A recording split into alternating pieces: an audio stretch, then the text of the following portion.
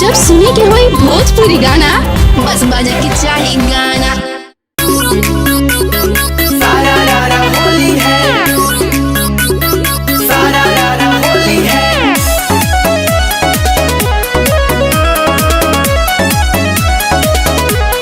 होली है।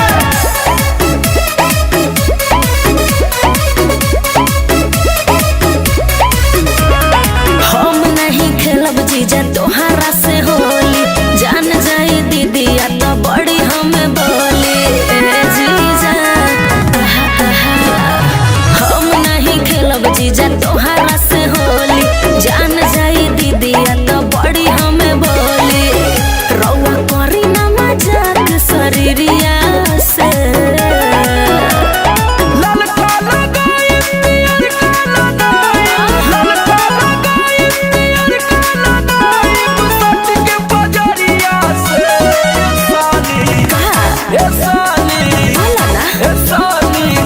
पिच करिया से साली, टच पिच करिया से साली, टच पिच करिया से साली, टच पिच करिया से।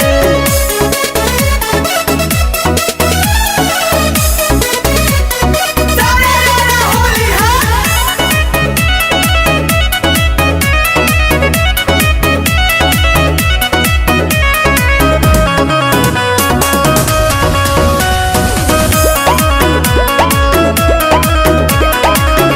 माना हम करत रहनी तोके परेशान हो, जबरी पकड़ के जीजा धके देनी डाल हो।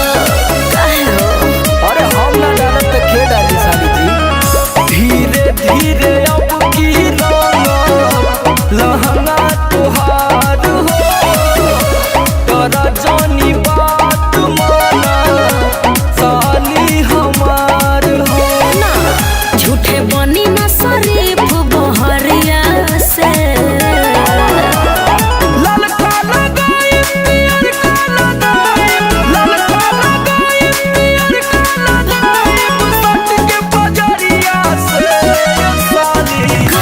ए साली, बोली ना ए साली, टच पिच करिया से साली, टच पिच करिया से साली, टच पिच करिया से साली, टच पिच करिया से।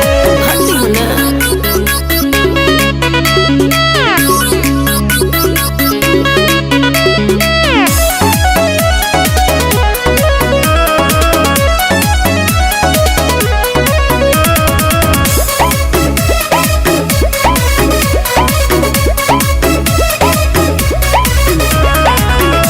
रउआ प बाटे नहीं हमें विश्वास हो, मनोज गणेश समर सट जनी पास हो। तो कहाँ जाए बतावा। होली में बनैले बानी तोहरे पे मिजाज हो, पहुँच नहीं पैबू साली हमारा से आज हो। चुप रही जीजा मल दी गलिया अबिरिया से, ललका लगाई पियर का लगाई, ललका लगाई पियर का लगाई, सट के बजरिया से साली। हल्ला मत करी। ए साली, ए साली, टच पिच करिया से साली, टच पिच करिया से साली, टच पिच करिया से साली, टच पिच करिया से। ढेर मत लगाई।